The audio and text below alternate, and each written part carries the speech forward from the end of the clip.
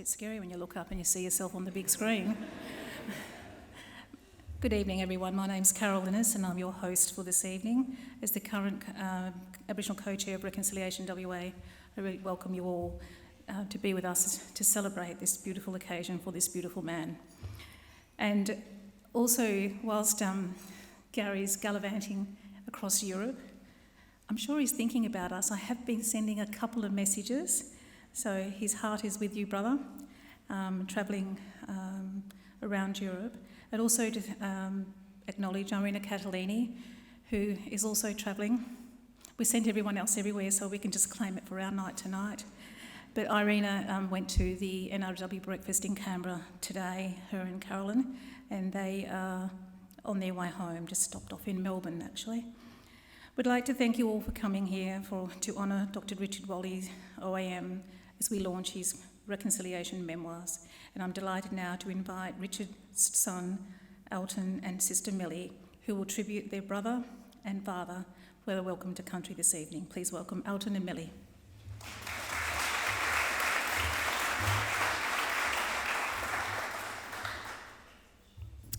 Kaya, Corp Kedlock.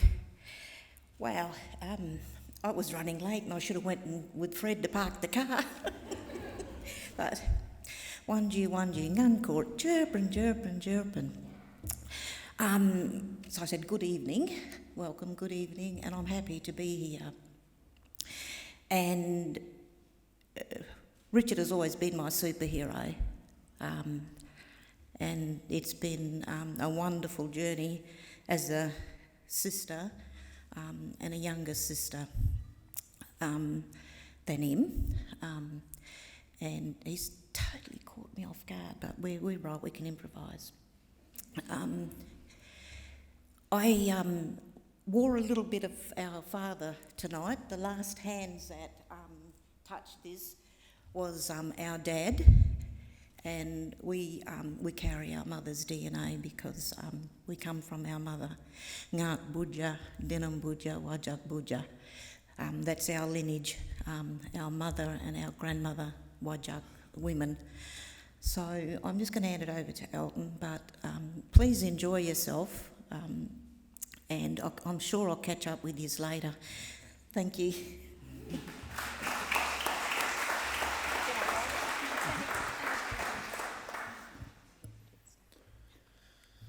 Wanji ngan mo buja, wanji wajak buja, ngan jerp and karajan, wanging nunak. To share what Auntie Millie shared with you, we're looking forward to sharing a story tonight with you all, a story that's been very impactful for all of us. Here representing the siblings. We're very lucky. We get multiple gifts tonight. We get this book, but we also get the gift of another niece from Ullman and another granddaughter for Richard tonight as well. So very special.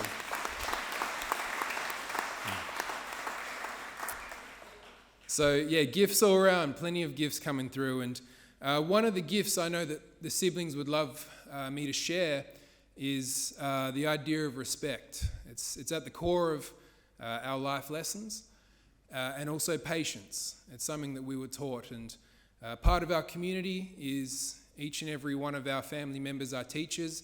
Auntie Millie is one of my teachers.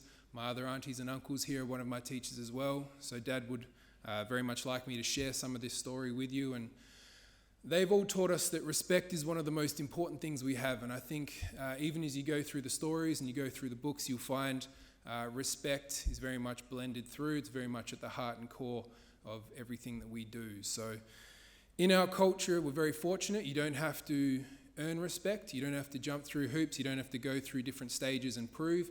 It's actually your birthright. It's something that's given to you. It's something that you can also lose as well. So we hold it very dear. We go through great measures to make sure we maintain that respect. The other part, as I mentioned, is patience. And as you all know, even being here today, it's quite obvious that great things don't happen overnight, and we're always taught that it's always worth the wait. You always put in your time, and eventually with those two principles, hopefully you're well-rounded, well-balanced, and hopefully you've given plenty of gifts to those people around you and had a positive impact in some way as well. So I'd like to thank you for giving us this moment. As I said, on behalf of my siblings, aunties, uncles, we share our love and respect for our father, and we share our gratefulness for both our parents giving us these gifts and giving us all the opportunities that we have in life. So on that note, thank you for having me up here as well.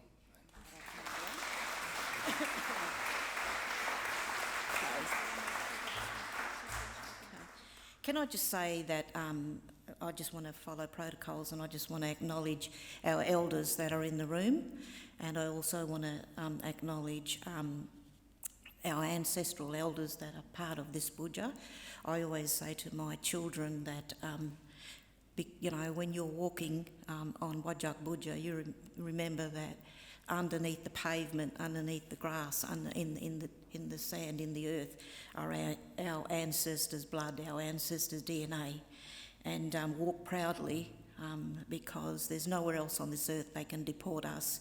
And so we are proud people, but I just want to pay an acknowledgement to our elders, past, present and future.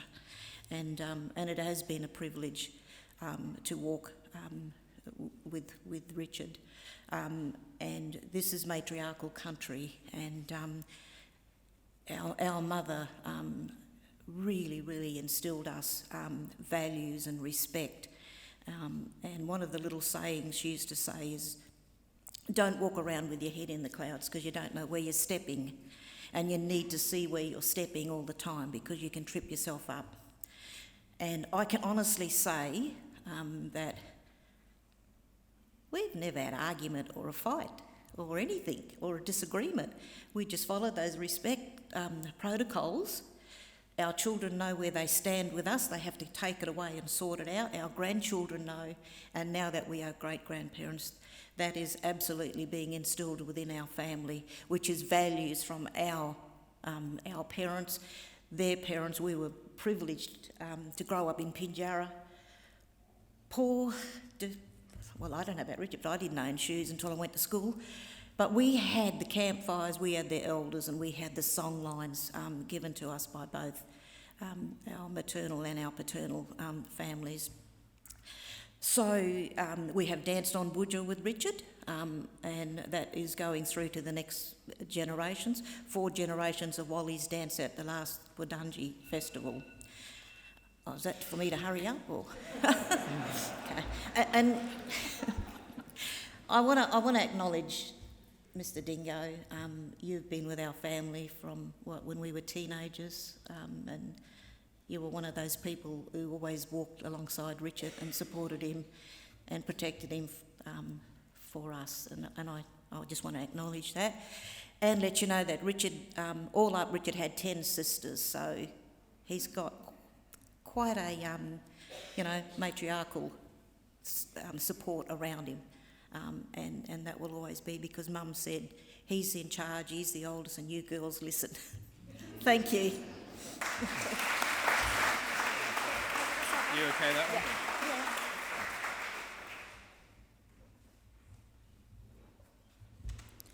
Thank you very much, Alton and Millie, for your beautiful welcome, acknowledgement of family, to acknowledge a special man, a special family, and sharing him with us this evening. In acknowledging all of our elders in the room, leaders, friends who have joined us this evening, and in particularly the Walley family, with a special welcome to Dr Richard Walley and his wife, Robin Smith Walley.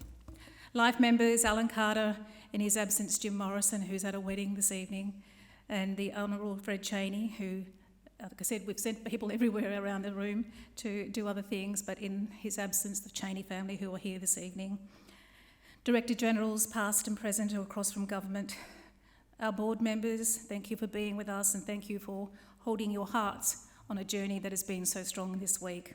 Our heartfelt thanks to all of you. To our partners from Wesfarmers, BHP, Woodside, South 32, and your guests, a warm welcome to all of you. And thank you to every one of you who have come out this evening. This Reconciliation Memoirs series is designed to capture those who have walked the journey of reconciliation and changed our state for the better.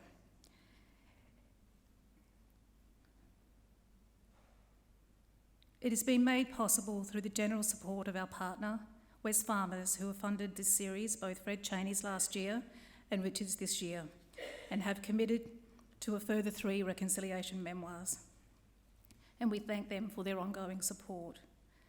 This evening's event has been made possible with the support from Lottery West, who've enabled a virtual broadcast, and hello to all of you who are online.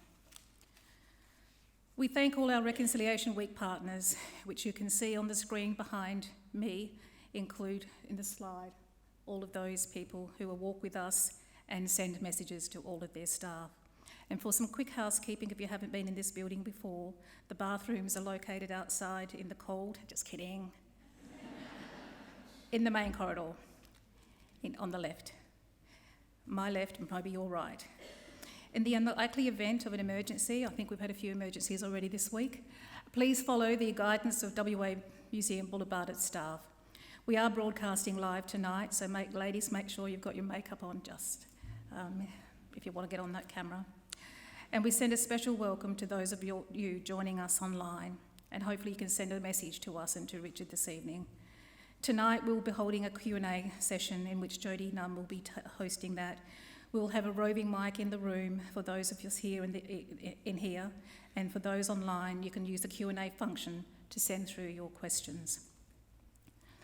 Over the past 7 years as co-chair of Reconciliation WA, I've been consistently asking for everyone to listen, learn, take action.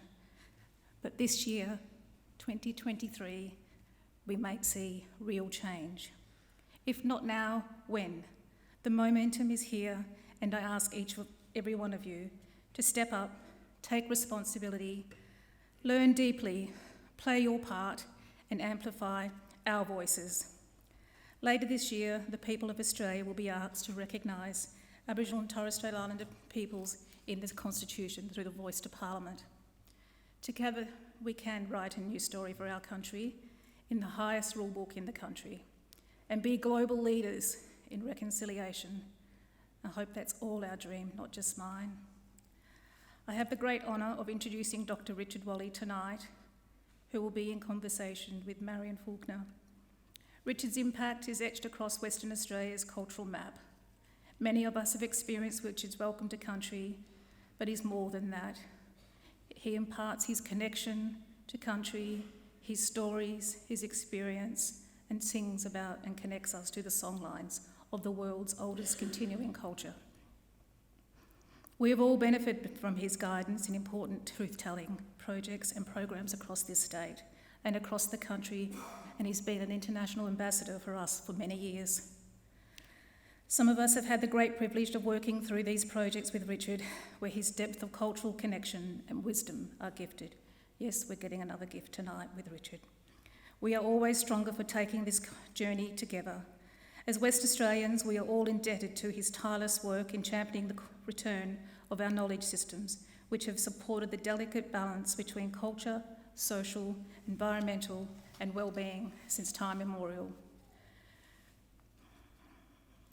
We have had so much to gain, and if we take time to listen, reflect and understand. This year's National Reconciliation Week theme, Be a Voice for Generations.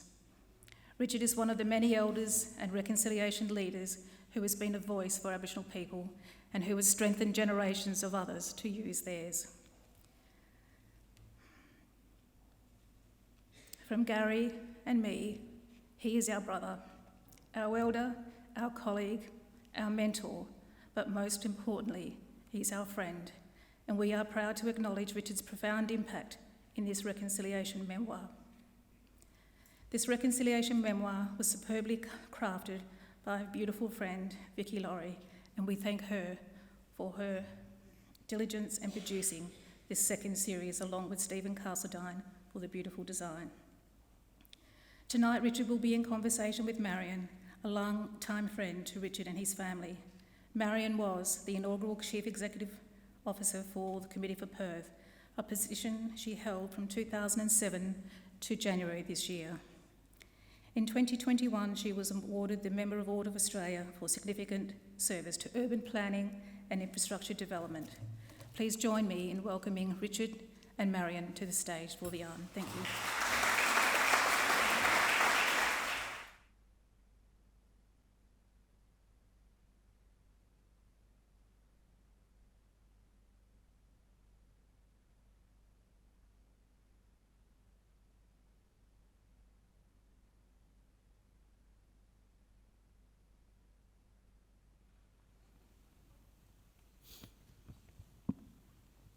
Good evening, everyone. You hear us okay? Check, check. Can tell you're a pro. No checks and cash anymore, there's cards. No cash and no money. What a lovely welcome from Millie and Alton, and we're so thrilled that you're here tonight in person and online joining us. Richard, would you like to make any opening remarks before I get to the nub of the memoir? It's very humbling because normally you come to situations like this and you do a nice little welcome and you sit down and listen to everyone else go through their conversations, and it's very difficult to speak about yourself unless you're telling a sporting story. And then I used to tell people my opening line used to be, if it wasn't for a lack of talent, I'd have been a superstar. And from then onwards, you'd go into the sporting stories. But the memoirs are just a small sample of the richness of people that I've come across. And it's people that make stories from all walks and all areas. And just let people know there's a couple of seats for those at the back to sit, and there's 1, 2 here, there's another 2 up here, and a couple. So those who are standing up or at the back uncomfortable, please, there's about 5 seats next to you if you're going to come and be comfortable. But no, it's like Millie says, you can plan lots of stuff, but we've been really good, and Robin puts this nicely to everyone, that whenever I'm doing something, burn your toes, because you never know when I'm going to call you up to participate. So each and every one of you is on notice. And to show you how significant and humble it is tonight, I want one person to stand up, and because it's very important as I go through. I'm going to get people to stand up and show who you are in this thing. But from my, we're missing basketball tonight. There's 2 of us. So miss a basketball to come here, it's significant. So my Milecats colleague is right here with us tonight. If he can take us, have a stand. This fella.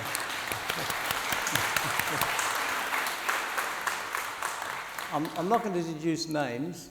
I'm going to use it because it's about connections. And as we go through this night, we're going to do this. So I thought we'll do that. And of course, my brother Ernie's here on the side. So he's responsible for half the stories. Either he or I are getting each other out of bother. So if we get an opportunity tonight, I'd like to tell some of these stories. Sure. Of the connections and people that made those stories. So I better stop there, or we won't get into the questions. Yeah, Jodie's watching our timekeeping. Well, as you heard from Carol, Vicky Laurie has written the most poignant reconciliation memoir. And in it she says, every chapter in his story reflects both societal attitudes towards his people and their remarkable resilience. Every incident, from the racist towns that shunned the visiting Aboriginal football players to the national Indigenous leaders who nurtured him, is a lesson in what life was like then and now. Every step in Richard's progress through life is a mirror of the society and culture he was raised in. If his life could be characterised as a journey of reconciliation, it is one that he has walked for the benefit of many. And I think that's incredibly true. So Richard, your memoir contains a timeline of reconciliation starting in 1991, when you were named NAIDOC Aboriginal Artist of the Year, through to the last entry in 2021, when you were awarded the title of WA Senior Australian of the Year for your exceptional contributions to reconciliation.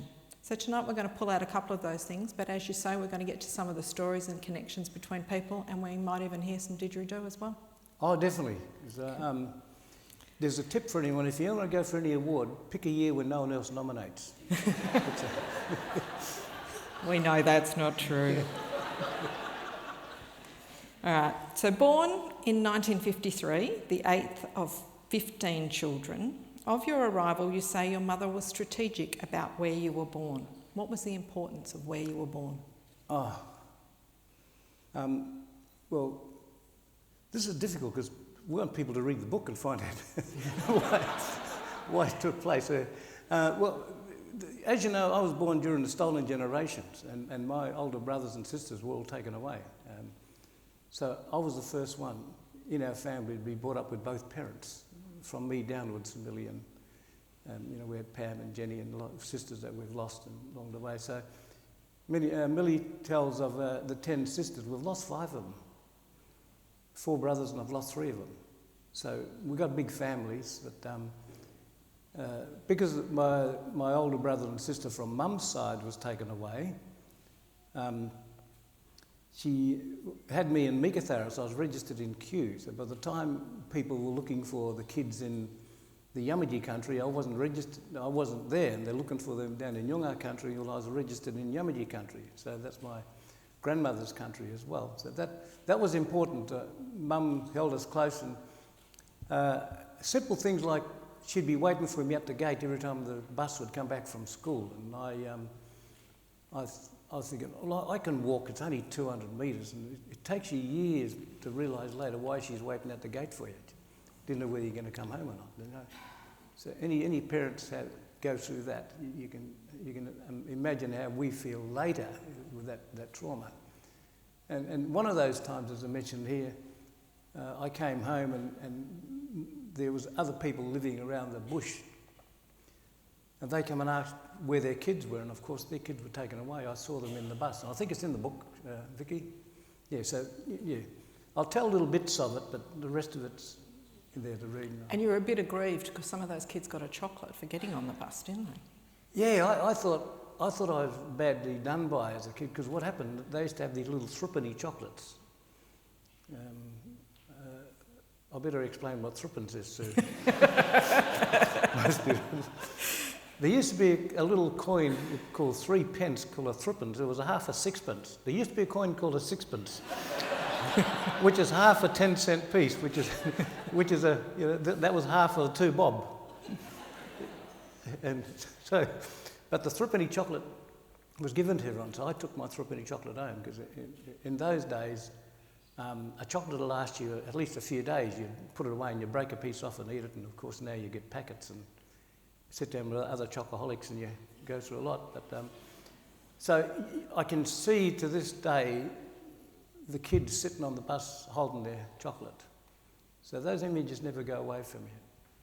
So when I was 8, that actually happened. So, a few things happened as an 8-year-old. So we lost our sister when I was 8 as well. Pam passed away, and there's a big bushfire in Dwellingup, for those who remember. That was the same year I was 8. So I wear number 8 now to remember a lot of things during that time. And so that was my 8-year-old story. In the memoir, quoting you, you say, "My story started before I was born. My grandfathers and grandmothers started my story. But we have to go further back to pre-contact time, a time in which there was a sophisticated code that balanced us as people with the plants and animals." Can you tell us more about this code, Richard? And why couldn't the early colonisers decipher it? I must put a preface out before I make the next lot of statements. Please don't take it personally. Take it as a group, because I'm talking to you as a group. But one of my opening lines used to be, "The colonisers who came here must have been the dumbest people on earth." Because they landed in a place that was balanced. It was paradise. They landed in a place where there's no jails, no orphanages, no hospitals. Instead of saying, "Wow, how do you do it?" they said, "We're going to tell you how to live better." And so the first thing they built, of course, was a jail, and the rest of it's history. They had a challenge because they built orphanages and there's no orphans. So they had to steal kids to put into those orphanages. So you can see that that system that functioned before the settlers, or I call them unsettlers because they didn't settle anything, they unsettled the whole thing. That system that operated before they got here, they couldn't recognise because it's all up here.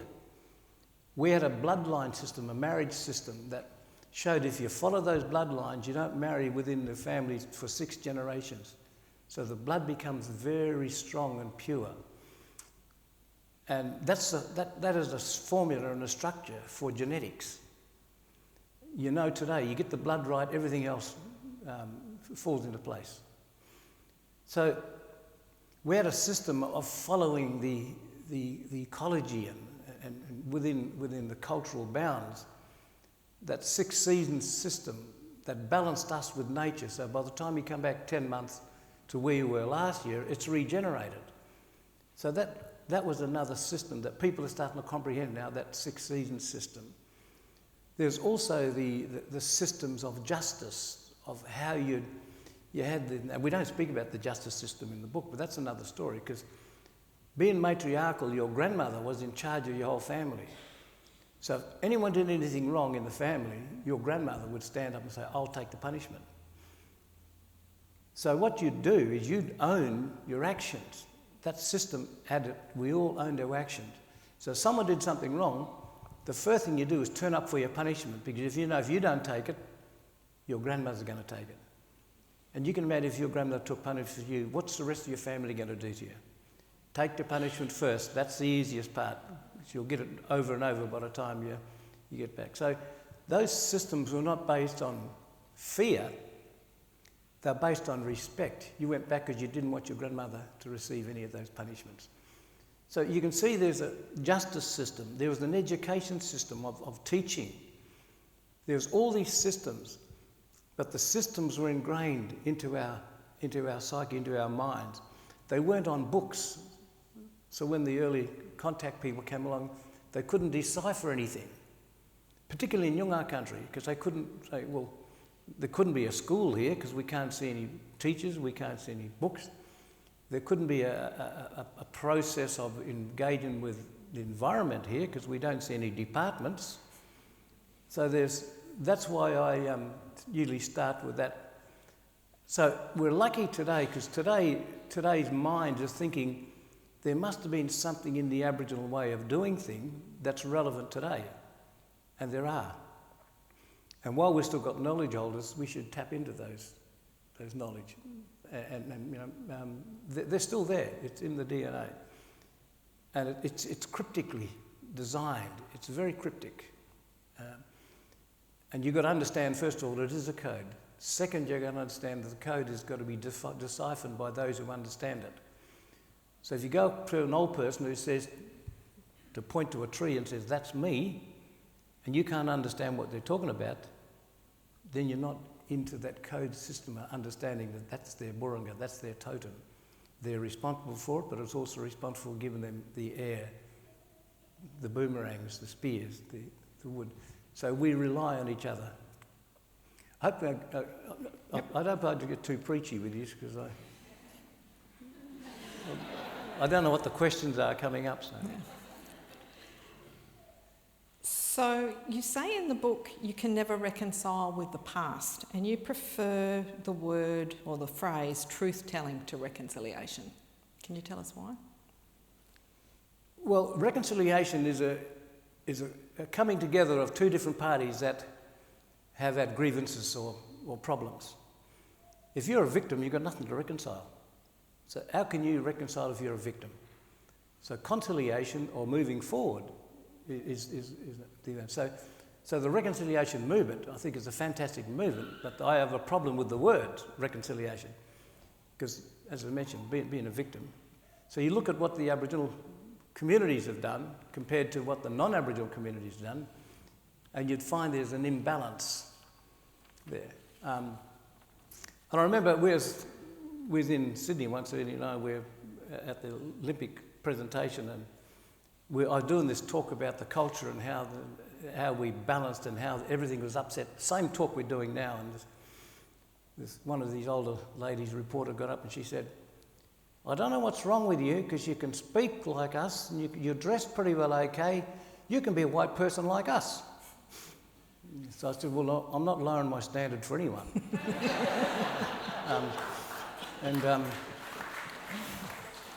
So these little things just pop up every now and then. So it'll come out tonight as well. So don't hold me responsible. That's the ancestors.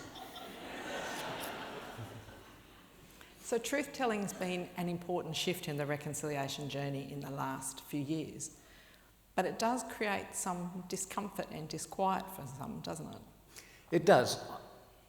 My little sayings again, we have 4 stages of speaking. You're spoken about, you're spoken to, you're spoken for before you get to speak. Now that's if every person's been there. Before you're born, you're spoken about. When you're born, you're spoken to. As you're grown up, you're spoken for. You get to an age, you get to speak. Guess what?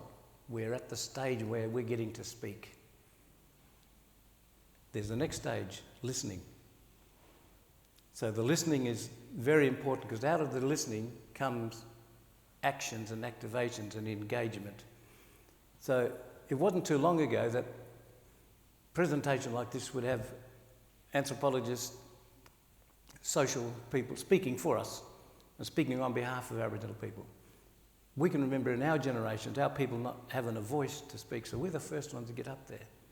So that truth-telling becomes a challenge. And when I used to do welcomes at the start, I got away with a lot because when I first started, not many people knew Noongar.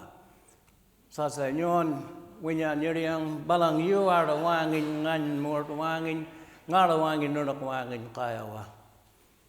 Now, for those who understand or don't understand, I say, Nyon, you poor Wajalis, you can't speak our language.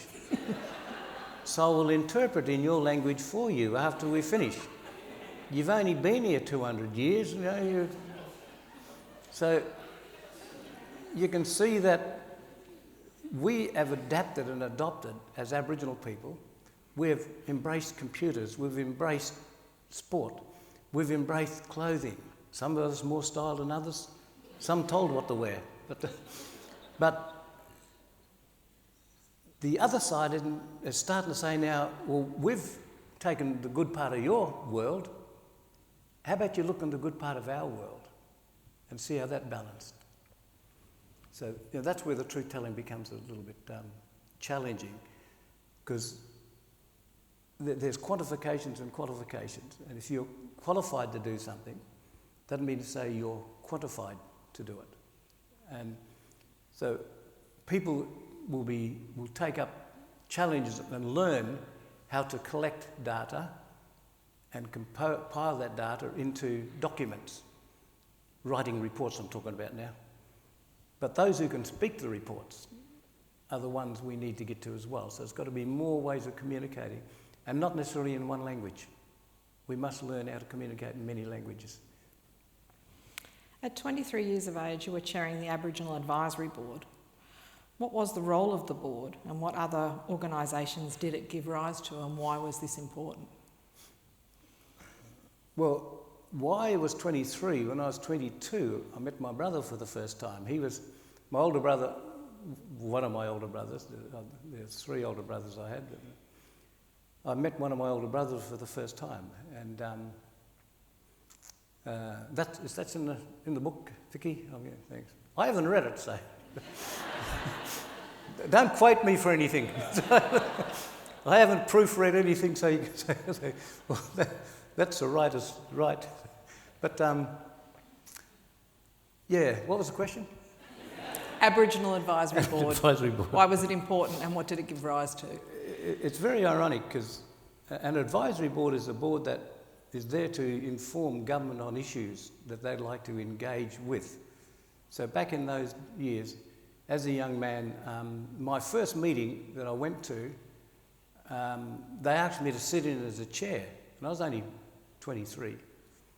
I didn't know why at first. I thought, oh, they think I'm a smart young fella, I can chair this meeting. But there were 3 factions in their families, and they was all arguing with each other, and I wasn't related to any of those. So I was the only one not related to the 3 families at that time. So they stuck me in this chair. And of course, whenever you get in a position of a chair, you get power drunk.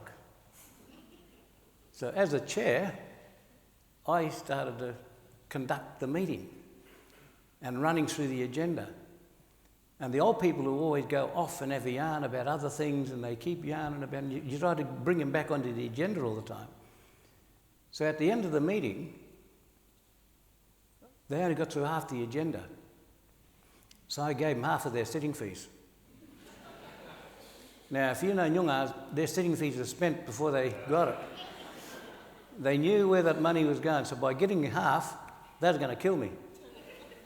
But we got through the next agendas. And so that's how I got the chairs, simply because I got through an agenda. And that's... and of course, my reason at them, I was always told, that bottom half of the agenda is just as important as the top half, because people are waiting for your decisions to be made on those agenda items so they can make differences in their lives. So get the importance of why you're on a committee in an organisation. It's good to talk about your family, but you've got a responsibility for that community when you're on that committee. In more recent years, the Aboriginal community has been calling for self-determination. Will the settlement on this country provide those opportunities for Noongar people? That's a good question. Self-determination is a wonderful thing. It's got brackets around it. And the brackets haven't been removed yet. So I hope people have been good at English and know what a bracket does. It keeps it contained within the structure of what I'm going to say. It's the side thing.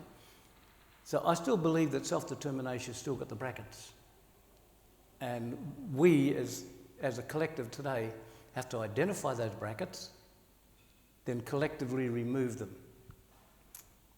Give you an example, our young children today, there's a bracket around determining what happens to these children. The bracket is there's a system. There's policies, there's programs, there's policies that say you will operate within these structures. So those, our challenge now is to remove those brackets. Very pertinent. We're going to bring Ernie in now. You've done welcomes thousands of times to corporates, community and government. And Vicky says in the memoir, the stage, the ceremony, the very country he stands on gives him an aura of authority that comes from his long line of ancestors. So tell me, how did the welcomes come about? Why are they important? And what do you say to the critics who say they aren't ancient? Welcomes have always been here. Ever since before we were born, all of our ancestors always had welcomes. And people had processes of being welcomed into country. You call it visas now and passports.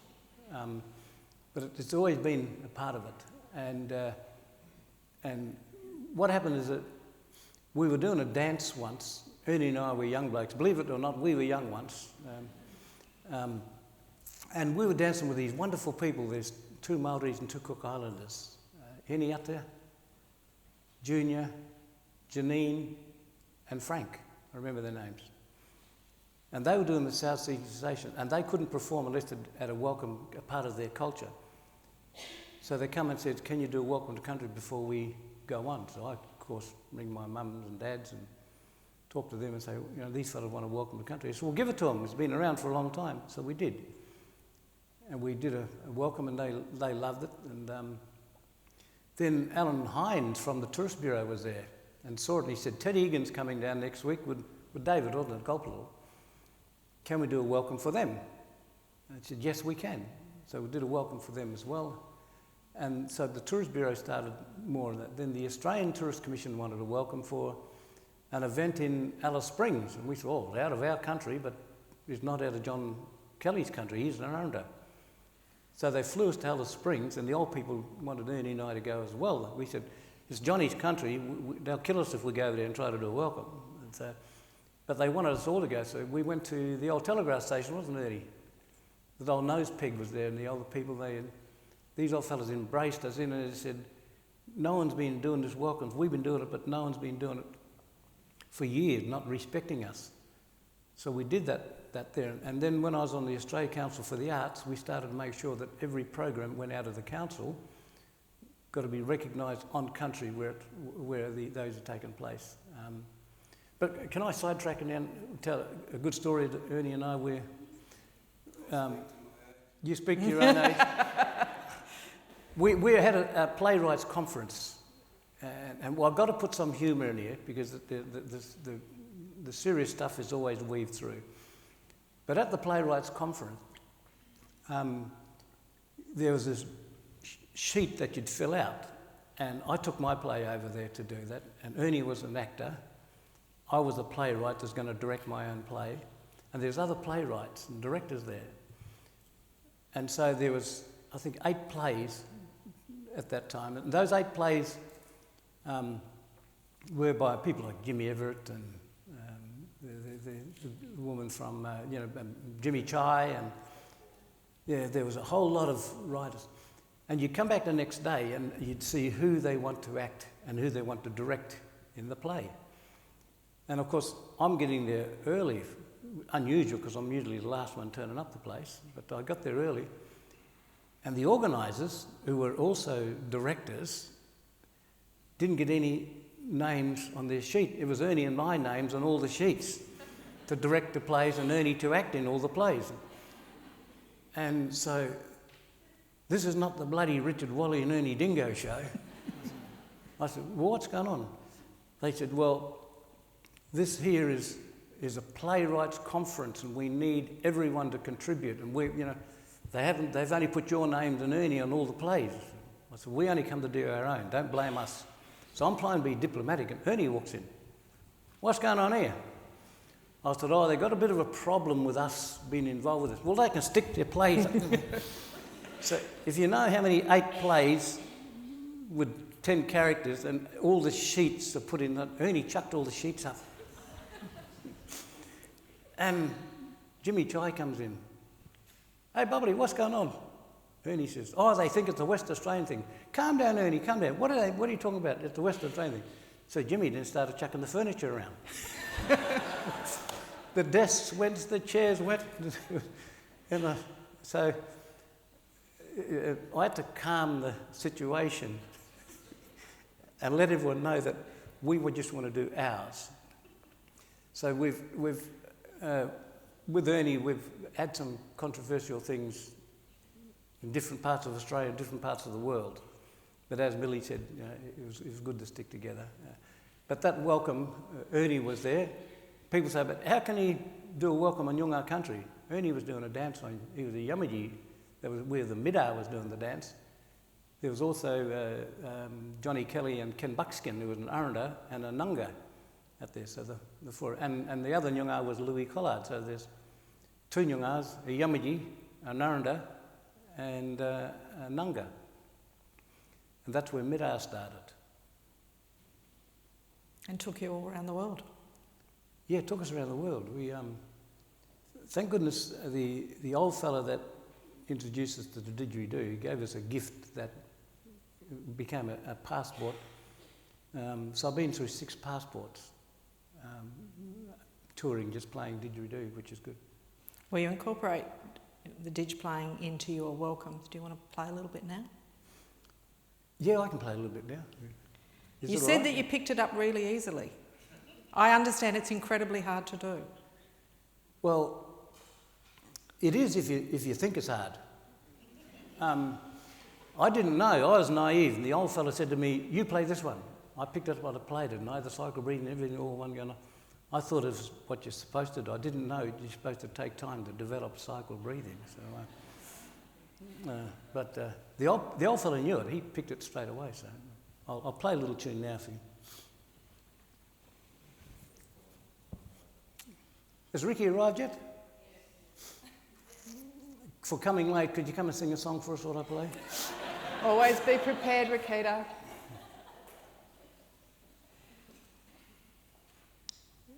Can we have this mic? Where's the sound person? He's behind the... Yeah, all good. So this is what happens. We do improvised stuff, and I hope you don't mind. This one, the lectern mic. Right on it.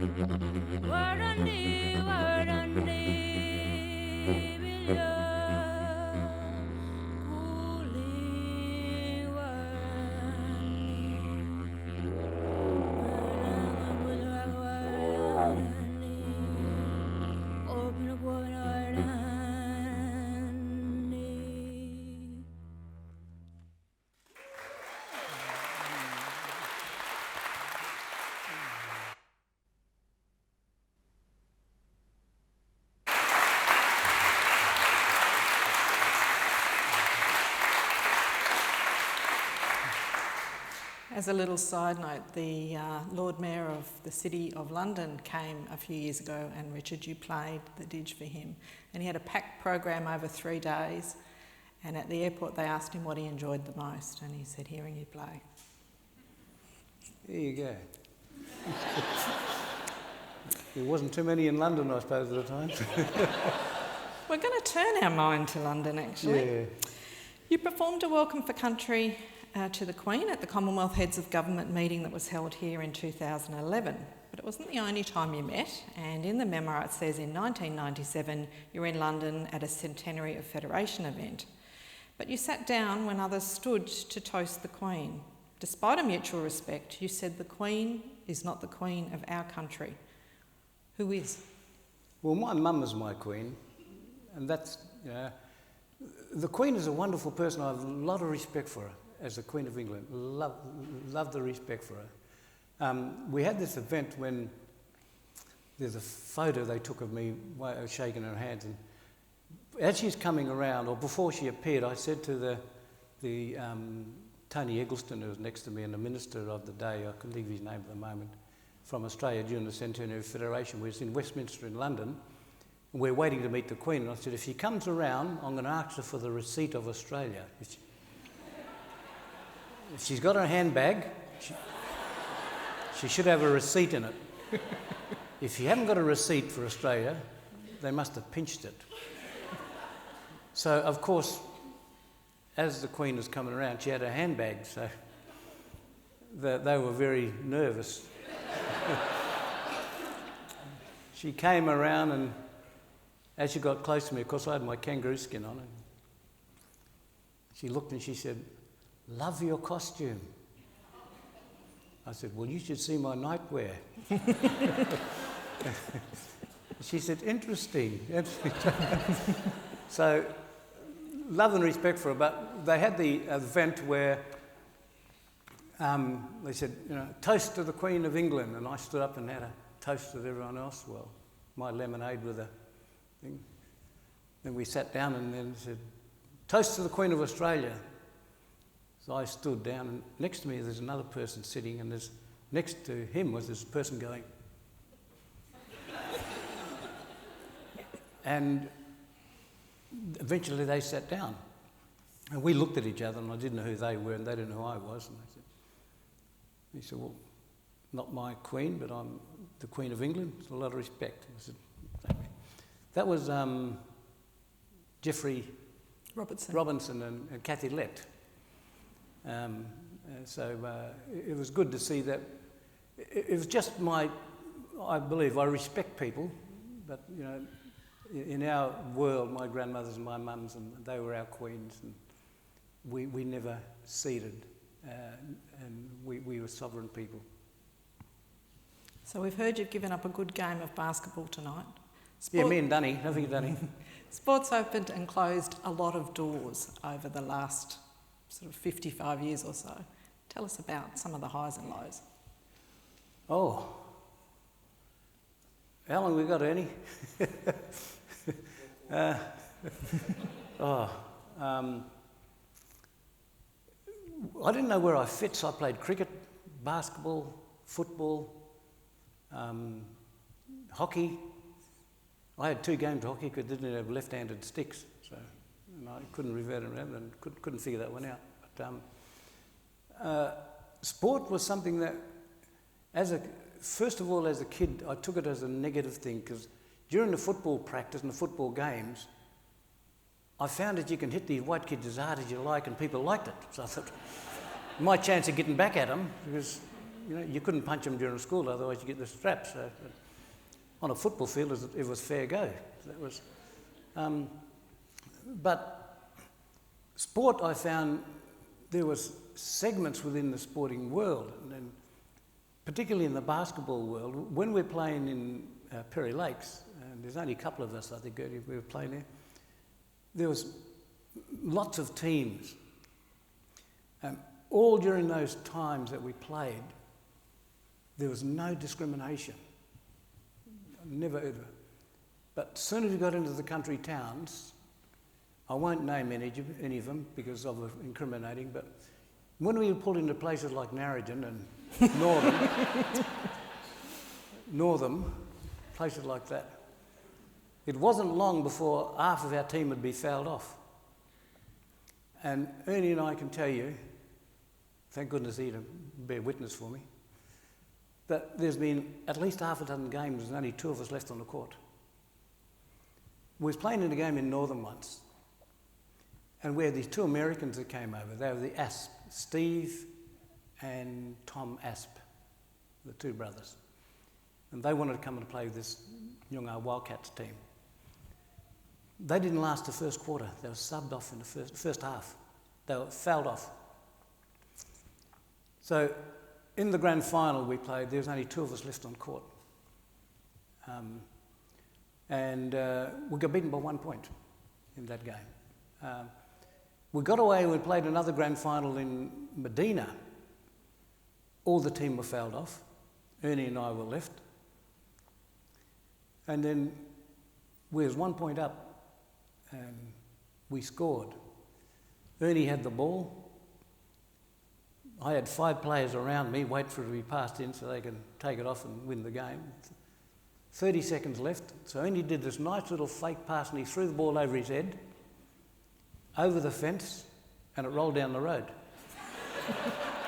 And the clock was still going, so that they ran out and chased the ball down. Of course, by the time they got back to the gate, the siren went and we won that one. So we had to outthink them. So yeah, we got into places, as I say, Narrogin was pretty tough in those days. There's good people there as well. There was, out of these places where you get the discrimination, you got these gems of people that come out that stand up for rights. And we know who they were. They were good people.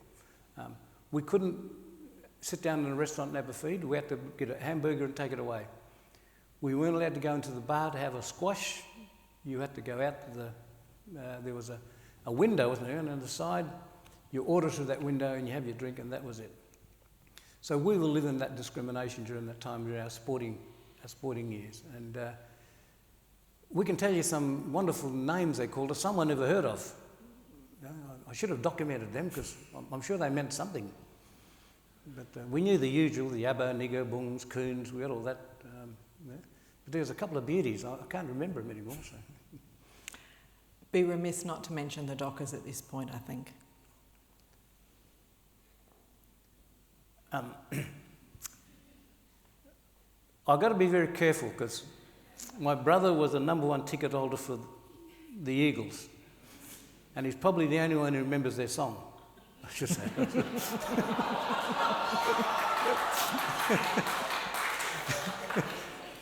David Collins says they do it in stereo. But yeah, I think the Dockers are an amazing group of people. Forget about the club, just a group of people, because clubs are made up of people. You get good people in places and it creates a culture. And so that culture then grows and it becomes infectious. So we started back 15 years ago. We did first jumper designs in the country were done for Saffron Mantle and Claremont about 15 years ago. So we played 2 games with those jumpers that I designed for those days. The next year, the whole association, the Waffle, used those jumpers. So we were the first major sporting organisation in the world to use Indigenous jumpers, the whole carnival. The Dockers then, we designed the jumpers first, but they only allowed those years, correct me if I'm wrong, those years you only allowed to have, I think it was 1 or 2 different jumpers a year. And one was the Starlight Foundation and there was another one, so we couldn't get the Indigenous jumper up that year. But the following year we got it up. So Dockers had the first design jumper before we can use it. And the Welcome to Country, you see right across, the first one was done way back in, can't remember how many years ago. But the Dockers did the first Welcome. We did the first smoking, we did the first exchange, the exchange of gifts. The first exchange of gifts was done for a game at Melbourne with Western Bulldogs, first exchange. So I'll have to get the historian to check when they were, because I'm terrible with times and dates. So the Dockers made a huge contribution to the sport. And I think that's something that I'm very, very proud of. And the first club in Australia to have a female on their board, Aboriginal female. And we've got Colleen here tonight, so that was really good. So all those sorts of things were quite good. And I'm sure everyone else can talk about their own clubs, because every club's done something wonderful. I can't remember everyone else's, but I can remember the Dockers one. But I'm sure every club's done something wonderful. And sport brings us together in that area. So, and I think the sporting world is leading the way with social justice issues. And you have that responsibility. People say sports and politics don't mix. Forget about that. You can actually go back to the killing of apartheid in South Africa. You can put that back to sport. Sport has a major contribution to society and how they feel and how they think, and because it appeals to the everyday thinking people. Make up your own mind. So, yeah, no, the Dockers are wonderful, and they made me their #1 ticket holder for 5 years. It was fantastic, and they thought, this bloke's getting a bit old, we better put him out. And they trade him in for a younger bloke. He's a good singer on a band, and Kevin's fantastic. So I'll become patron. I'm trying to find out what happens after you become a patron. Yeah, it could be a distant memory or So Richard, one of the things that struck me that the memoir didn't cover was the work that you've done in the corporate sector, sharing sort of culture, particularly through cultural awareness training and advising. Can you tell me about the shifts that you've seen in that sector over the years? The corporate world is another world where the brackets are still there, but they recognise there's writing in the brackets. So that's quite good, because in the corporate world, you take resource industry, for example. If you want to break resource industry down, your greatest asset in the resource industry is land. It's the dirt. It's the iron ore. They are your assets. Who are the custodians of that assets? And you have to have native title, or do you speak to native people or Indigenous people as custodians to get access to those assets through a government that recognises that these Aboriginal people are part of that asset. So if your greatest asset is there with Aboriginal people as being the custodians, wouldn't you have 50% of your board being Aboriginal people who've got the knowledge of that asset and saying, we need to tap into this because this is how we tap. But the board is thinking differently. And I think we've got one on board at the moment. I think is one Aboriginal people on a major board. But that's the thinking we've got to challenge, just let people know that, we are thinkers as well as the doers. We don't have to be there just driving the trucks and the shovels. We can actually corporately think and be strategic in that area as well. And I challenge that we are one of the preeminent thinkers in the world, because my uncle used to say to me, "You're going to go a long way because you think a lot, you're not doing anything." So I didn't know whether to take that as a compliment or what, but in the end it was right, because I think about things before we do them. That's where my son Elton said, the patience come in. That becomes very important to asset. And sometimes you have to think on your feet, but trust people around you. So you've been a cultural advisor to many government projects, including the WA Department of Health, to this institution, the Children's Hospital and the Aboriginal Cultural Centre.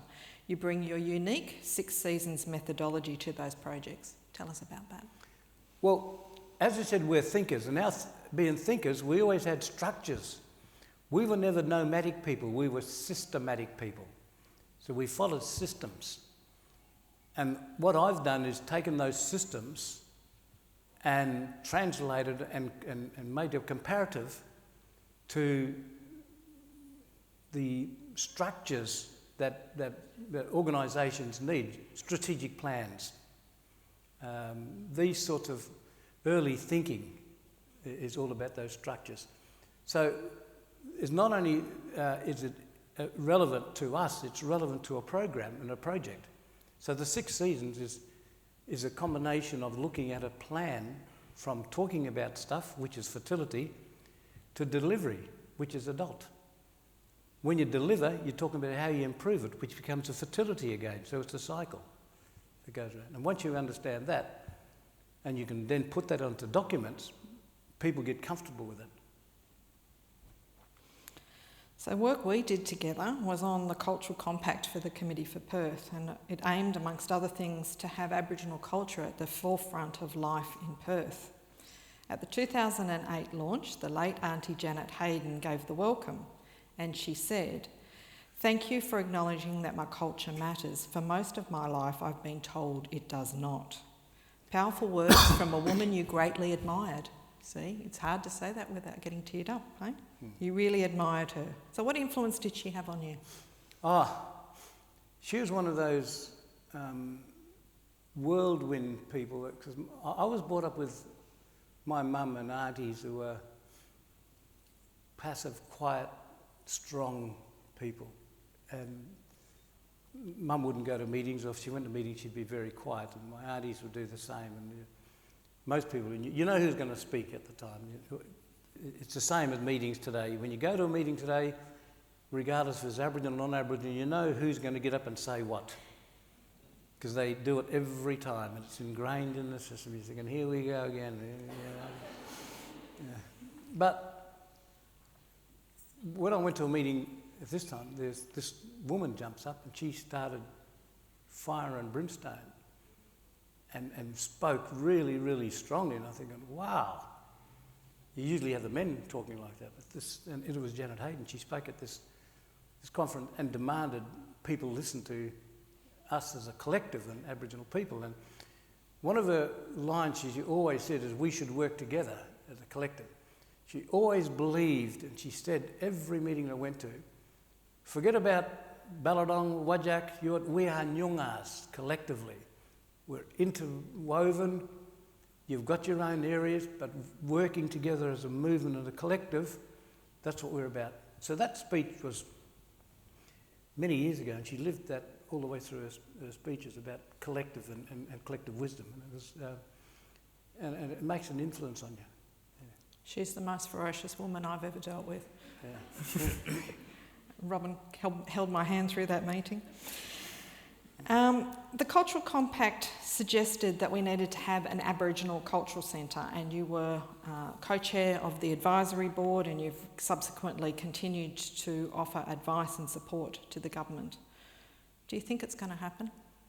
Oh, definitely. It's happening now. So we always maintain that our culture and our cultural centre is in the land. The river, the hills, they're all the centre. What a building does is just interprets and gets people out onto country and appreciate what is around them.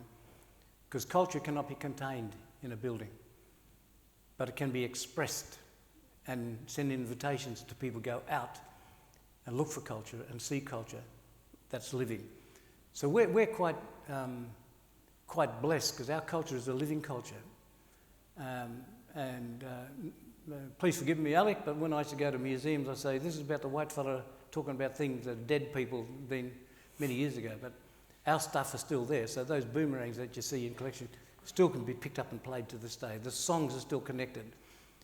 When I saw a Roman sword, I said, well, that's the end of the Romans, that sword's gone. But you've got the connects of those songs, of the Aboriginal artefacts, have still got the stories and connect ingrained in us today. So we are not separated from our historical past, we are collected into it. And so that's important for us as a collective to realise that a living culture is the essence of a cultural centre. And whilst we've got a living culture, we've got a cultural centre. And then we're going to have this wonderful interpretive building to invite people to experience cultures far and wide throughout this state and beyond. When you're out in front, it can be challenging. You say that you've taken comfort from knowing that you have a support base in your family, friends and colleagues as your safety net and safe space. Can you tell us about times when you might have needed that? Everyone who's a leader knows, and we use the analysis, I use it all the time, as being going to the shooting gallery. All your critics have got a rifle, they line you up, you're the black duck that's going along like that. And they'll have a pop shot and knock you down. But they'll eventually run out of bullets because you're still going around and round. Then they go and start on the clowns. They'll go somewhere else. So if you're patient enough, you'll outlast those pellets and you'll still be going in that cycle. So you need a support mechanism around you to keep lifting you up. So that black duck doesn't get up by itself. It's knocked down, it goes around and there's a mechanical piece that lifts it up. You acquaint that to people lifting you up and the unseen machines that makes that little black duck go around is marvellous. And each and every leader that's worth their salt have got that machine, lots of people around that support, and you need that. So when people make comments and have a go at you, that's their right. They may have an opinion. They could be right. You know? Who does that Richard Walley think he is? Well, I don't have to think. I know who I am because we've got the mechanism around. So you don't wear that too much. And I believe that leadership is not something that is a lot of us put our hands up for. I've never ever went to a place and says, I want to stand for elections. I've always had the tap on the shoulder, can you be a part of? So we've never had nominations, we've had invitations to be a part of. That's part of our culture. So you have to sell yourself, pardon the pun, then you've got a big challenge. You should have the groundswell of people supporting you before you do anything, because that's all that matters. It comes back to family and friends. And here I could spend most of the night here because there's family and friends, and speak to most of you on there. And that's what good, because you in this room are a big part of that machine that keeps us black ducks going around and round. Now, I know you take a lot of strength from Robin and her in you. How did you meet? Two different stories. Robin's got the true one and I've got the one that's more entertaining. But we had this exhibition that Ernie and I were going to open, and it was for Shane Pickett, and it was just up on Beaufort Street. Bearings, just up on Beaufort Street, know exactly where it is. And this exhibition, Robin came with her friends.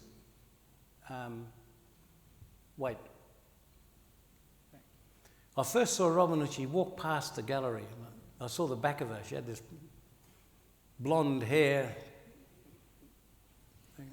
Didn't see the front, just saw the back, but she had this energy, and I thought, oh, wow, yeah. Ironically, she had green shorts on. Ironically, yeah. I remember. Because there's a story that attached to green shorts, and it comes back. White top, green shorts, flowing hair, walking past, and oh, wow. And a couple of weeks later, we had this exhibition on, and Ernie and I were opening for Shane, and Robin came along, and so we invited him to the casino. It was the spot then, the casino was and I didn't drink, of course, so I've never drank or smoked. I've never been tough enough, sorry. But so that impressed Robin, me not drinking for a start. I think. So at the end of the night, I thought, well, I'll ask her for a phone number. So I said to her, can I have your number? And she said, have you got a pen? So I said to her, what colour? And Robin says, green. I had a green pen.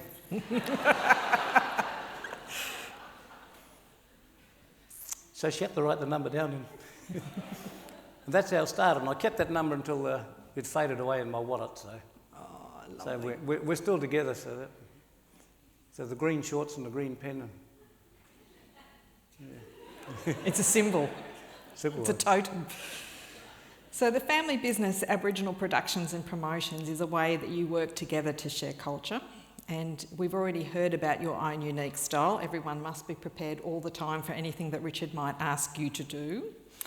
But on leadership, you say you've learned that strength and energy is in the collective. And in the book, I was surprised to read that as a tradesman early in your career, you joined a union, and you say that you still admire that movement to this very day. Why? Unions are like us, they're consistent. So I would speak to a union member, and 20 years later I can go back and speak to that person who's a union member as well. But during that 20-year span, how many ministers, how many premiers, how many DGs have been through the cycle? There's no consistency in government. And in the early days, the unions actually stood up for us. I don't know even about the Pilbara strike, the walkout. When the Pilbara people walked out back in the 60s, a bit early in the 30s, wasn't it? Someone's got history there. The 40s. Please, it was before I was born. So before the 50s. Anyway, there's a walkout. I'll get my dates later. But what happened is most of the Aboriginal leaders were arrested for the walkout. The unions wouldn't reload the ships until they were let go. When they wanted the stand in Noongar and places like that, the union supported our issues. So all the way when I was through my activist years, the only two groups that were supporting us were unions and students. So the students would come out in the marches, the unions would support us for just our civil rights and rights. So to this day I still support unions. And like our family, we don't have to support everything they do. There's some things you can challenge and other things, but the collective of standing, I think that's one of the things I've always supported. So I used to do the May Day support until they got sick of me saying the same thing every year, and they got someone else, I suppose. So. Over your journey, you've shared with and learned from others. Tell us about the impact of sharing culture when we went to New Zealand to attend a Healing Our History workshop with the late Robert Considine, who had been a long-term advocate for the rights of Maori, even though he was of Irish Catholic descent. Oh, yeah, that was amazing. I've been blessed to have amazing journeys around the different parts of the world, and people like Robert Considine is a truth teller, and created these platforms for truth. And he weaved through those platforms scenarios and stories that knitted the truth in such a way that you could not challenge or break it. It's there, it's true. So, and truth is not a burden, it's actually a release. So I tell people, don't be afraid of the truth. And Indigenous peoples around the world, we have the same challenge. And every person in this room are Indigenous in some way, shape or form. You've got to go back some 10,000 years. Some go back 20,000 years, but 20,000 years ago, we're all the same. So there's some group that impose on others. So when the English came over here to colonise our place, the English already been colonised themselves. So they've been through a cycle of being overthrown, being challenged for their culture. So they were, you look at England, they were small pockets of small little groups of people. Same story here. So universally, we've all got the same stories. We as Aboriginal peoples and Indigenous people, particularly here, we've held on to our stories and we kept them until the last 200 years only. Whereas other countries have got to go back 500, 2,000, 5,000 years to their truism. Our truism is here. We're in talking, 2 talks to our truism. I spoke to my great-grandfather. He spoke to his great-grandmother. His great-grandmother spoke to her grandfather. Her grandfather was Yalagonga. Spoke to the first white person that came here. So we've got those 2 lots of conversations and 3 lots of conversations before contact. So you can imagine how powerful that is through songs and through stories. It's a wonderful thing. So truth is a wonderful thing. I always say to people, tribalism and truth is too confronting for the Western mind. No disrespect. And when I say the Western mind, there's Aboriginal people got Western minds as well. Some Aboriginal people got older minds. There's different ones. You've got Western people that got Aboriginal minds. Minds are different. But when I say Western minds, it's been influenced by that movement from a Western thinking and not an Indigenous thinking. And if you can declutter that and decondition yourself and think laterally, logically, and allow spirit to flow through it, then you'll have a different perspective. And I think that's the beauty about meeting elders and different people around the world. I also wanted to touch on the late Antonio Coluccio, the wonderful chef, who came on country and spent time with you and your family. And he also visited New Norcia, and he had a bit of an epiphany maybe. Oh, that was a great moment. Antonio, as Rob and I can tell you, when we picked him up at the Como Hotel, it took him 3 stops to walk from the door to the car. He was puffing. He was in there. 3 weeks later, he walked upstairs with a tray of food and took to his partner by being on country. The country healed him. He loved it. So it brought him this wonderful energy and allowed himself to regenerate. And one of those was the spiritual movement that got him in New Norcia, because he hated the Catholic Church and he hated what the Catholics have done. And he and I spoke about that a lot of times. So we had all this jokes, and I'll tell one of Coluccio joke in a minute, so that in his honour. But when he got to New Norcia, he saw an Aboriginal cloth on the altar. He saw the cross in the shape of 2 boomerangs. He saw the church differently, accepting Aboriginal culture as a part of this old establishment that's very rigid and strict. And those of us who have been through the Catholic system, and I was a convent boy, and you can see he changed then by seeing the church had adapted and adopted differently here. Yeah. But I'll tell a quick Antonio joke, because Robin and I, he was telling the joke about the young priest.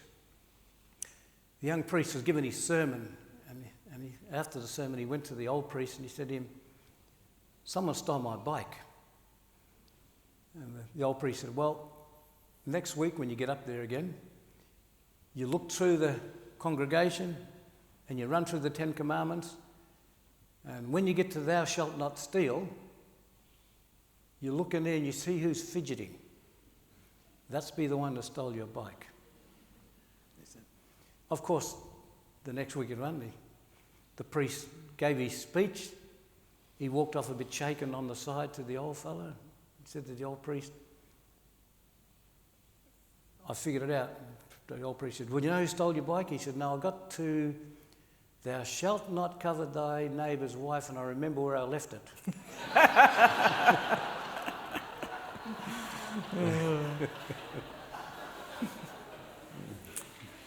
So we'd exchange jokes like those all the time. In 1967, when the referendum was held to count Aboriginal people in the nation's population, you were a teenager. It was overwhelmingly supported by the community at the time. Did you understand the importance back then, Richard? No. As a teenager, I don't think you understand the importance of anything.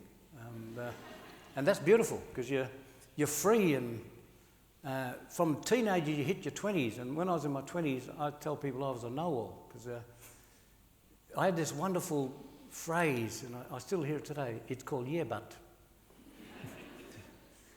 People will tell you something, yeah, but. Yeah, but. And you didn't understand. But as you get older, you start to realise what your parents have been through. You start to realise what your grandparents have been through. So we talk about now discrimination. There's 2 of us left on the basketball court. People say, gee, that was tough. What about being picked up and charged for an offence, and your legal representative who's representing you in court is also your prosecutor? What chance you got of getting off? Because the sergeant of police in all these country towns, they were the senior public servants in those towns, so they were the official representatives of Aboriginal people. They're also the prosecutors. So every Aboriginal people, my cousins that I saw were arrested, were charged. When they were arrested, you knew they were going to jail. There was no such thing as getting off. Whether you did it or not, you were charged, you're going to jail. So these sorts of things took place during my teenage years watching this. And I can tell you the names of my cousins. You can go into, have a look at the police records and see their names there. And those of you who know my cousins, they were the gentlest, wonderful, mildest people. So, you know, that happened during that period. So that was tough. Then you go back a decade before that to my grandparents' day, when people were actually shot and nothing was done about it. So, you know, have we come a long way? Yes. Have we got a long way to go? Yes, we have. But I'm a firm believer that today's people are no longer the silent majority. Because what happens, the silent majority are also speaking now. They're speaking in many different forums in such a way that the minority are no longer monopolising the conversations. So it gives me great joy in the pain to know that when our people are racially vilified on the football field, they're done by anonymous now. You go back 10 years, these people are proud to put their names to it. Go back 20 years and they'd be bragging about it. Guess how many Aboriginals I shot? Guess what my tally of arresting Aboriginals were? So the majority, I believe, of decent people are saying, we're not going to stand for this. And that's the journey that we have to look for as a collective, the good in everyone, and don't let the minority carry the banners. If they're going to stay anonymous and stay under the cloud, stay there. Call them out, whatever they be. So I think that I've seen those sorts of changes, but we can talk about a lot of those changes, because my fathers and uncles, and they were arrested for things they didn't do. We knew they didn't do it, but they had to spend time in jail. So you can imagine the next generation coming along, knowing these stories, a bit of that angst and bitterness start to come through. So you can imagine the grandchildren who know that their grandfathers were arrested and charged with nothing, you think they're going to have respect for the police or respect for the law? You think they're going to stop when a police car says stop? You think they're going to be afraid of going to jail? You look at the percentages. In jail, you've got the Aboriginal children in jail are 80%. Outside, they're 1%. If you're among 1%, what's your power? If you're among 80%, you feel more powerful.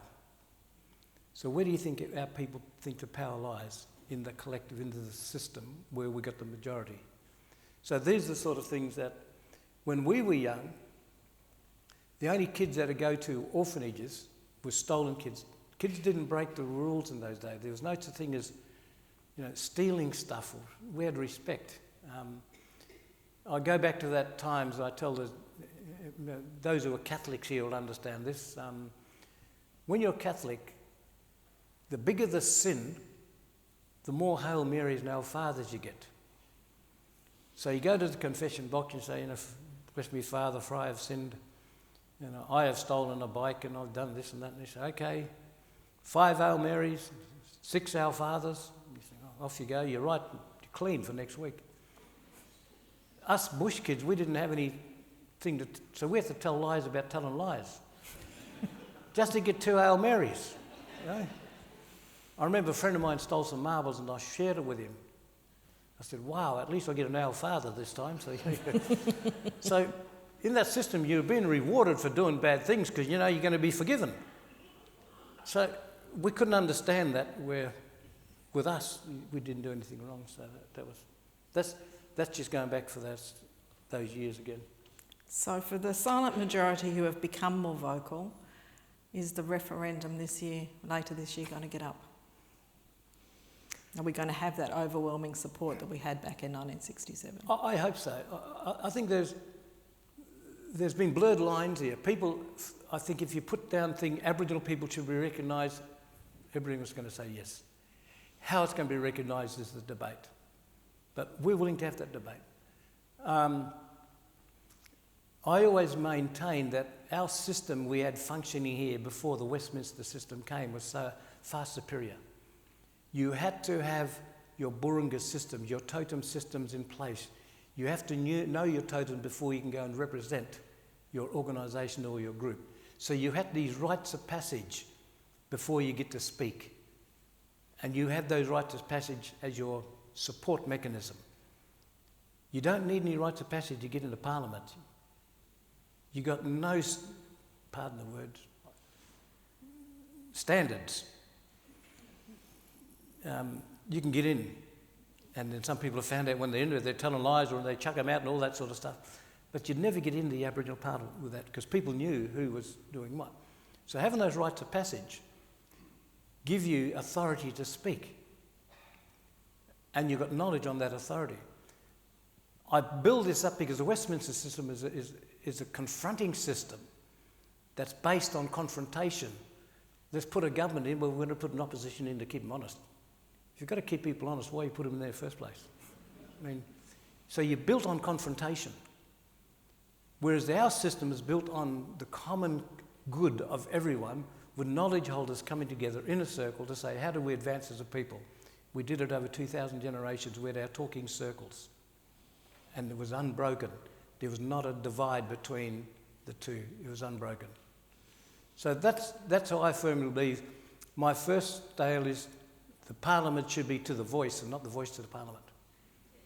So should the referendum question have been that more first principles, should we recognise Aboriginal people, yes or no? I think that would probably be overwhelmingly supported. It's the technical nature of the discussion that sits under that people get very het up about. Yeah, and the government's always had advisors.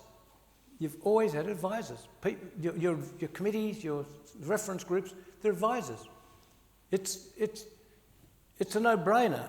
Voice to Parliament, not voice in Parliament or challenging Parliament. It's talking to Parliament. Do you reckon we should have one? Definitely, because you've already got them. People say, what we need to do is to set up a reconciliation action plan, and we're going to get an advisory group to do it. That's a voice to your company to tell you how to engage. Do you reckon you should have it? Yes, we do. Let's get it. That's my... Sorry. This has been an absolute blessing.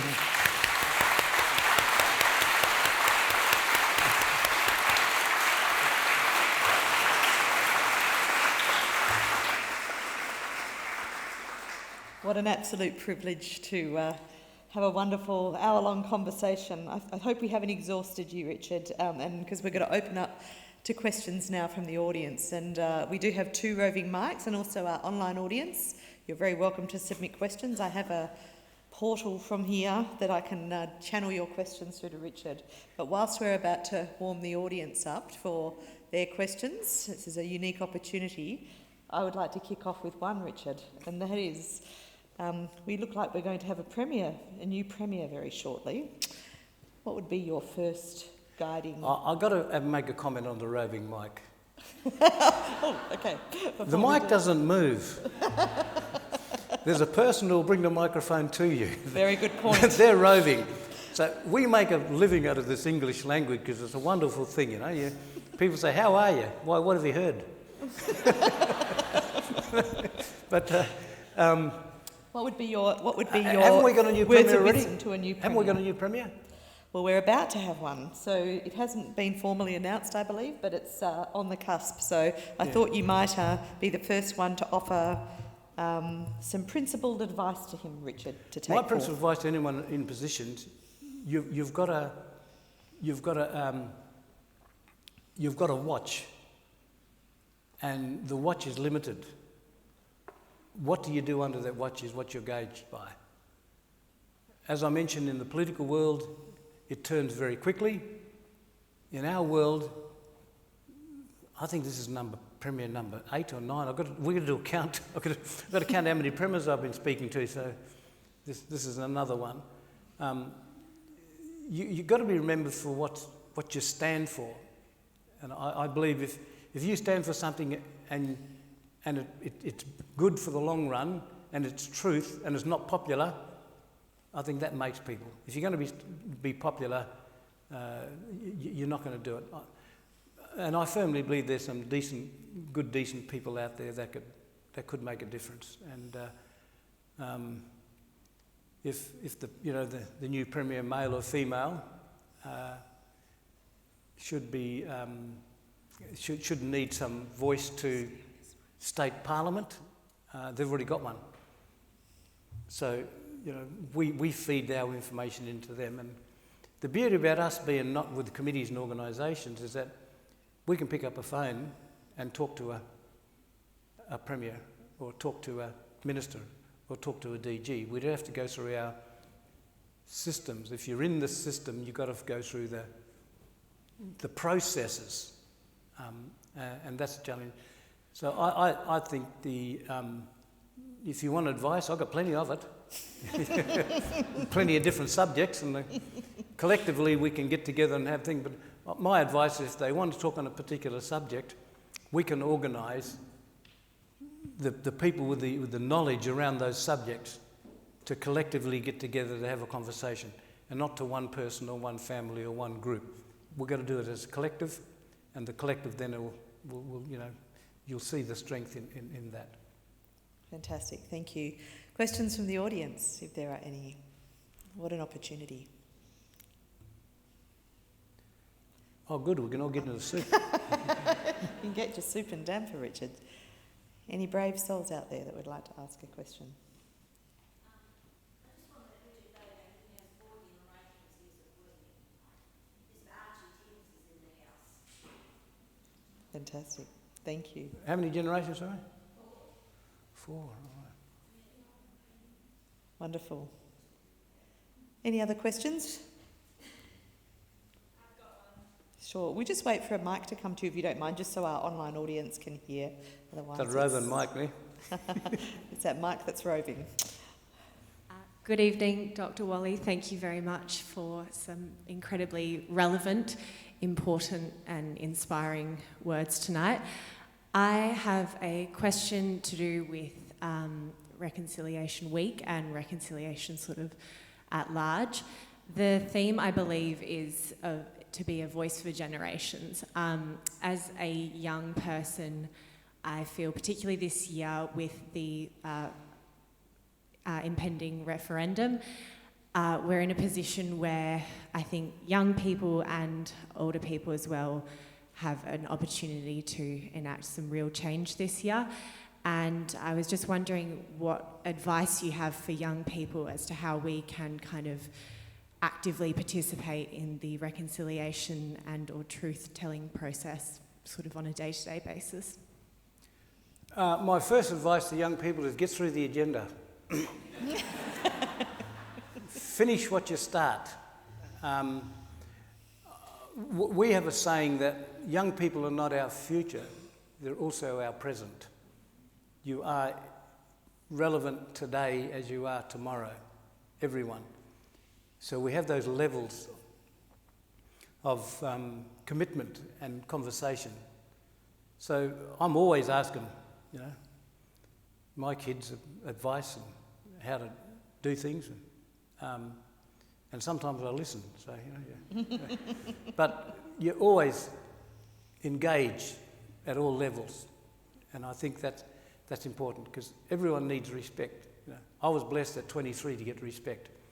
I was blessed at 16 to get respect. I was blessed to be born into a respectful organisation and called a family before I was born. So I was born into that, the structure was already there.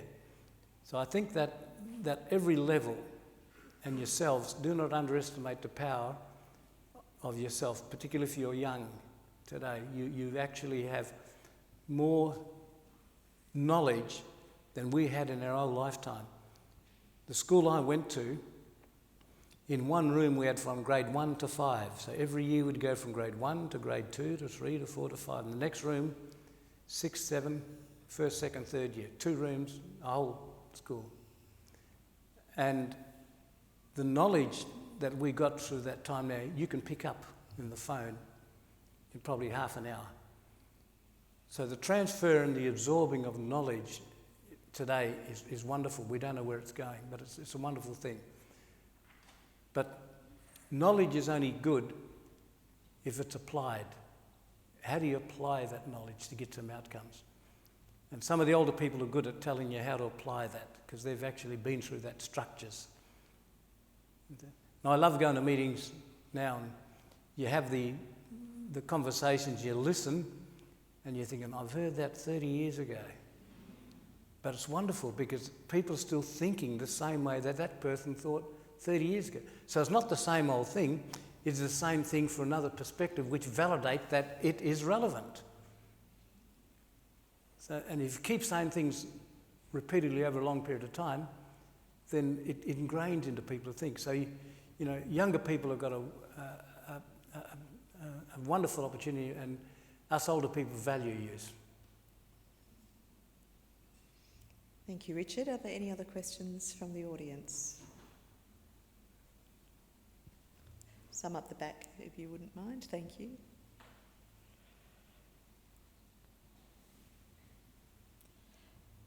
Whilst the microphone's travelling up the back, I might just bring up one from online. What's been the highlight of working so closely alongside your family, Richard? It's fantastic because you get to need new ways of looking at things. And particularly, I'm blessed with my family to work with them in new ways. I used to say to audiences, we have quantified and qualified knowledge. You qualify for your knowledge, then you apply that, but if you quantify it, you're actually doing it. Then my daughter Ricky goes, we do to learn where the Western world learn to do. That takes the 2 Qs out of things and it applies it. You can see the same thing from a different perspective. And I think working with young people is marvellous, particularly when your phone breaks down. Can I throw to the question at the back, please? I guess in the vein of working with your family, hey Pop, how you doing? I can't see that far, Pop. So It's Caden. Oh, Caden. Oh, this is going to be an intelligent question, I better think. Don't put too much pressure on. My question is surrounding, I guess, you've seen a very large amount of change in your life, and I guess have actually been the leader of a lot of that change as well. What's some change that you haven't yet seen and that you would like to see before, I guess, you're too old to be able to see it? Love you, Bob. Great question. I knew it was going to be an intelligent one. So I've got to find someone intelligent to answer it now. So I believe that the big change that we haven't seen, and I can only speak for myself, is the reinstatement of respect. Because a lot of people don't have respect. Because there's some people in a hurry today to be recognised, or I want to be a chair or an important person.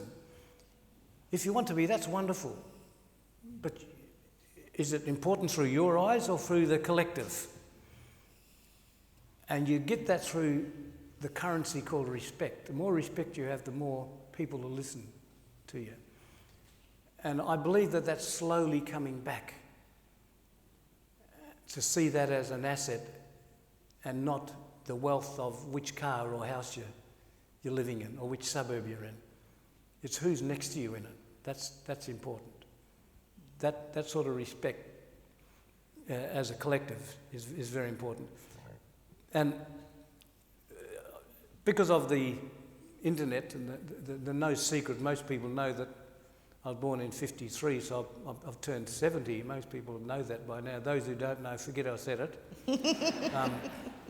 But there were 6 of us boys born in that same year in Pinjarra, and I'm the only one left. 8 girls are all still going. So the journey of losing friends along the way that contributes, and family, as I mentioned, lost 5 sisters and 3 brothers. And that's not counting our uncles and aunts and cousins, a big family. So that is something that has always been a part of our family and all other families, is the respect of people who have passed on. A lot of respect. My challenge is transfer that to when they're living now. Respect them now as well. Respect and patience have been consistent themes throughout the evening. Another question from online, Richard, which is they'd like to get your view on how traditional Indigenous knowledge can be used to complement Western knowledge in managing the environment. If we could just stay all night, that would be fantastic. Maybe the classic 3 key points, Richard. 3 key points. The environmental balance is ingrained in us. There's a process, we've got it. So I think giving access to the old people to speak about it and be patient when they speak about it is very important. Why I say the old people is they've got the ones who have sat down and the knowledge, and the young ones can interpret it and pass it on. But we had the Burunga system, the totem system that balanced us with knowledge. So every tree, every bird, every terrain part with its river, hills, they had custodians, and we worked in tandem with those custodians. So in our family we can talk about different trees, but I can't talk for all the trees. I only can speak for the Shiag. So if a Shiag's threatened, I can talk about it. If that's the Banksia people there, I have to talk to the Banksias, the peppermint people, the paperbark. So we're all as a collective, so not one person or one family has the knowledge, but the collective has it all. And we have to share that. So we can't rely on a department to have our balance. We must have ingrained in ourselves to be responsible. The one more question online, and then I'll open to the room for a final question. People are talking that whilst truth-telling is incredibly important, truth listening is more powerful. Is this a year that the wider Australian people could learn more about truth listening and deep truth listening and slowing down? Listening is very important. Eddie's opening line used to be, "We got 2 ears and 1 mouth, so you listen twice as much as you talk." So listening is a wonderful thing because you can absorb the knowledge. So when I'm talking about things like the voice of that, I say to people, what do you think? Not what I think, what do you think after hearing perspectives that we should move forward? So listening to both sides, and you weigh up the logic of it. Because our culture is based on two things, spirituality and logic. So there's logic with the 6 seasons, but there's spirituality woven through it. There's logic in the system of the bloodlines. There's logic, but there's spirituality woven through it. And I always say that in quantum physics you have the particle and you have the wave. The wave's an energy, the particles are solid. The Western world's been always based on the particle, the buildings, the relics, the collectors. The indigenous world's always been involved in the wave, the energies, the stories, the feelings, the emotions. Because 2 things you can't buy, time and emotions, and they're not particles. So if you're caught up in the particle world, you've got a problem. How do you bring the particle and the wave together? That's a challenge. And I think it's a wonderful one that we're up for. Wonderful. Is there a final question from the room before we close? Yes, up the back, thank you.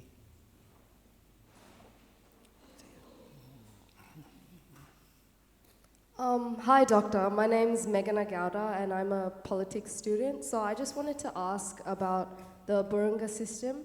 How do you think it would work in the current world? Like, how do you think the government would go about using that system?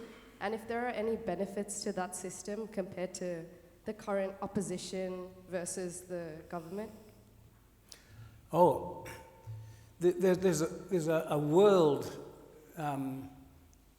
the old world is probably, people see it as communism. Communism is the collective. Now, in practice and in theory, there's 2 different things. So, the common collect with Aboriginal people is we didn't have the one leader. We had the flock of birds process. So if you watch the flock of birds flying, you can Google this now as well, the efficiency of the flock of birds when it changes leadership is fantastic. You get greater efficiency. The ones that need support are on the end, so the wind draft will carry them along. The stronger ones are up the front, but they will actually take a break back. So subject matter. That's how leadership goes. So you need to recycle the leadership so everyone has a responsibility. That can be brought in so that you don't burn out premiers, ministers, DGs, because they're carrying everything as the principle. If you didn't have the principle but you had the collective, you'd find the principles will go a lot further. And that's just one of many systems and thoughts that can come in, in just an answer there. So thanks for the question. Would you please join me in thanking the amazing Dr Richard Walley? Could I thank some people? Thank you.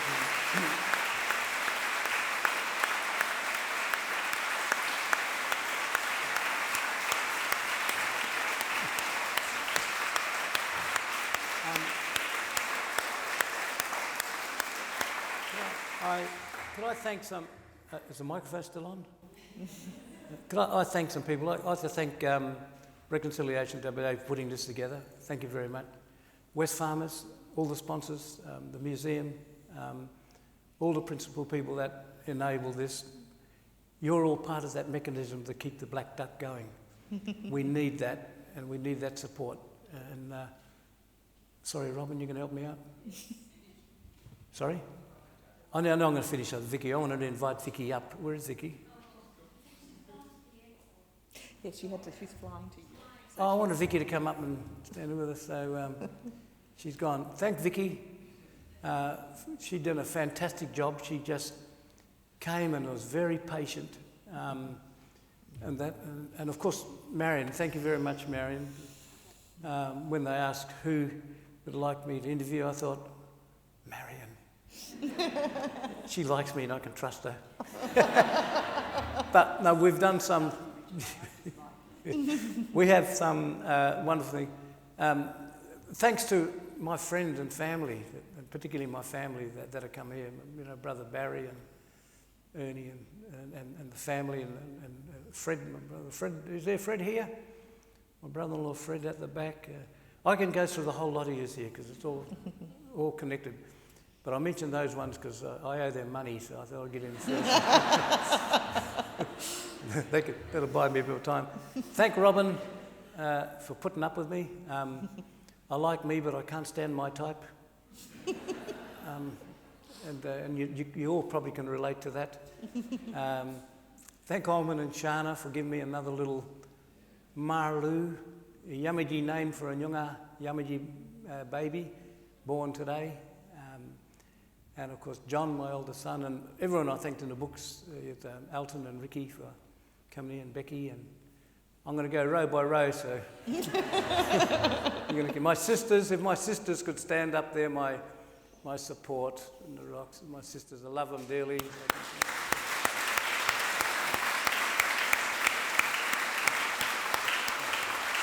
Come up.